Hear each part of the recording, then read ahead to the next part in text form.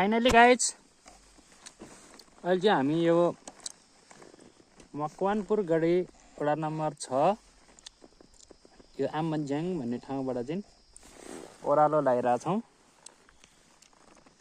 है। अब ट्याक्का लगाएर अब हामी चाहिँ डुम्री कुनाको प्रस्थान हुँदैछ हाम्रो है। अब बाटो यही हो ल सर।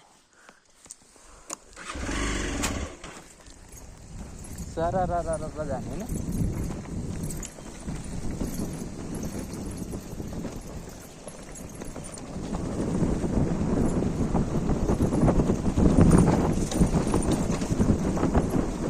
होइन हाम्रो 6 नम्बरको बाटो हो। अस्ति भर जेसीबी ल्याएर सरसफाइ गरे बाटोलाई हेर्दिन है। कति राम्रोसित जेसीबी हिँडाएको हो बाटो ठिक छ।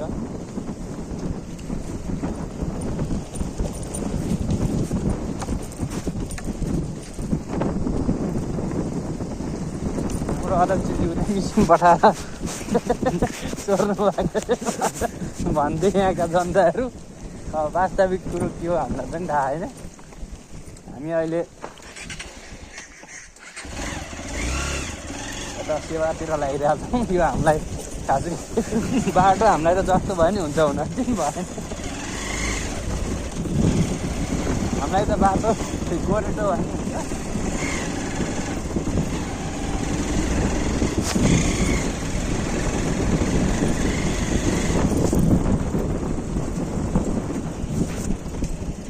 यस्तो राम्रो बाटो छ चिल्लो। तर ठाउँ ठाउँमा यहाँको मान्छेले किसानहरूले चाहिँ पुलो बनाइदिएरै नदिने बाटोमा समस्या यहाँ धेरै छ। चिल्लो बाटो हेरौँ गाइस। बाटो त बाटै छ नि।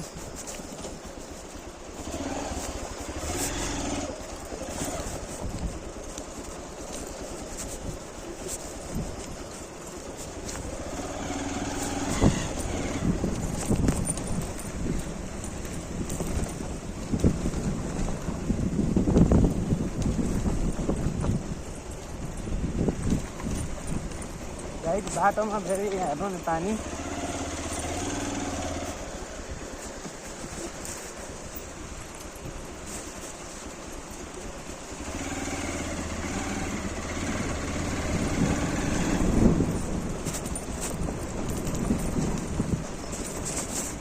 बाटो चाहिँ एकदमै राम्रो छ कि हेर्नु नि। अब कताडो जाउँ हुन्छ।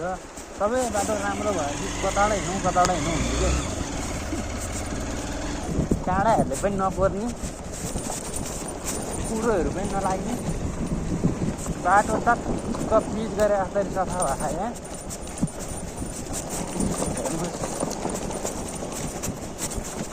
ब्रेक त यहाँ लगाउनै पर्दैन कि 90-90मा हिँड्ने बाइक हेर्दै यहाँ।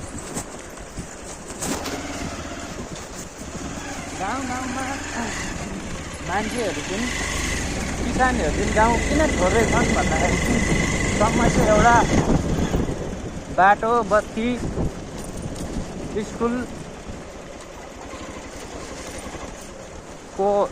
अभावले गर्दा चाहिँ गाउँबाट मान्छेहरू सहर भइरहेका छन्। गाउँमा मान्छे बसेनन् भन्छन्, नेताहरू भाषण गर्छन्। तर गाउँमा आधारभूत आवश्यकताहरू चाहिँ नेताहरू भाषण मात्र गर्ने, बजेट जति खाइदिने गर्नाले चाहिँ अहिले बसाइ सराई अत्याधिक बढेको छ। अब नेताहरू चुनावको बेलामा मिठो बोकेर आउने र चुनाव जित्ने, धेरै आश्वासन दिने,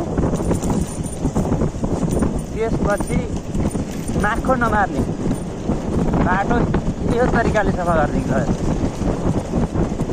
जब बर्खा सकिन्छ असोज लगाएपछि दसैँलाई सफा गर्ने बाटो एकादशीसम्म पनि सफा नगर्ने।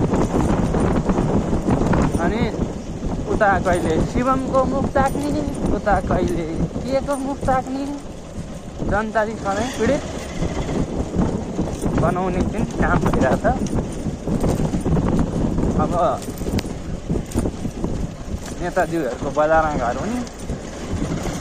अब अब हाम्रो यहाँ उत्पादन गरेको चिजहरू बजार लानलाई अब बाटो नहुने, एक्सिडेन्ट पर्दाखेरि एम्बुलेन्स आउने बाटो नहुने र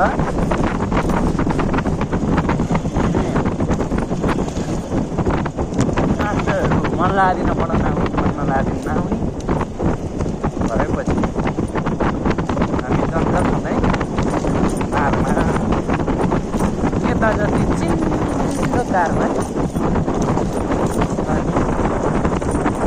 भित्रको हुन्छ देश विकास ल हेर्नु बाटो हाम्रो नेताजीले चिल्लो बाटो बनाइदिनु भएको छ। नेता खासै नराम्रो त लागेको थिएन, तर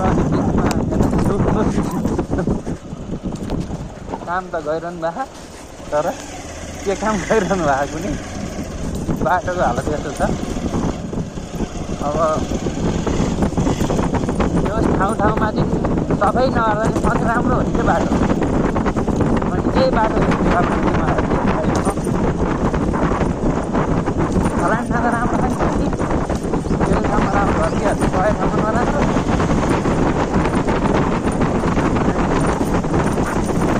पार्टीले बाटो बनाइदियो त्यो पार्टीले बनाइदियो भने बाटो हालत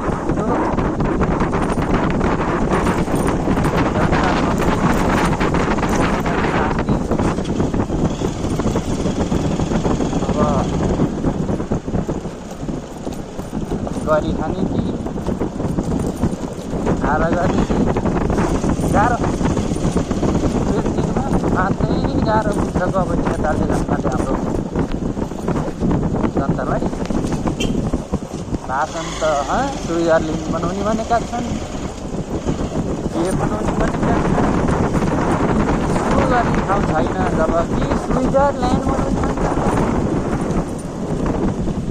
अब कसरी बन्ला स्विजरल्यान्ड? स्विजरल्यान्ड त बन्दै गएको छ जम्मै मान्छे दिँदो।